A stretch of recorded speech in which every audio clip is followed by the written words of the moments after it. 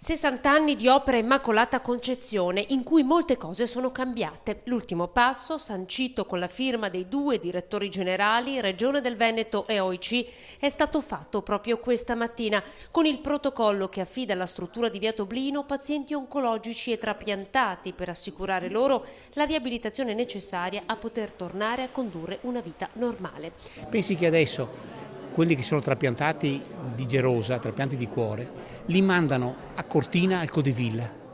Uno c'ha una roba, con l'elicottero dobbiamo andare a prendere. Pensi i costi? Ecco.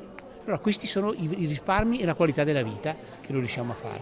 Una politica lungimirante che segue l'obiettivo che è di questo governo, ha ribadito soddisfatto il governatore Luca Zaia alla firma. Le medicine di gruppo sono la nostra invenzione, prova ne sia che sono nel nostro piano sociosanitario, ne abbiamo già attivate 100 peraltro e non sono nella legge nazionale, quindi è la nostra invenzione. Dall'altro dico sanità senza letti per estremizzare, ma per dire che noi vogliamo far star poco il paziente in ospedale e lo abbiamo dimostrato. Applaudito dalla platea di pazienti, Zaia ha ribadito l'intenzione, come fatto in questi 5 anni, di non toccare il sociale. Lo garantiamo noi, fermo restando che il governo sta facendo veramente marmellata di tutto quello che c'è. Sono aumentate le tasse, si fanno tagli su cose utili e non si tagliano gli sprechi. Voglio solo ricordare che in Veneto un pasto in ospedale costa 6,5 euro e in giro per l'Italia costa ancora 80-60 euro. A fondo finale al governo che in questi giorni discute il nuovo documento di economia e finanza.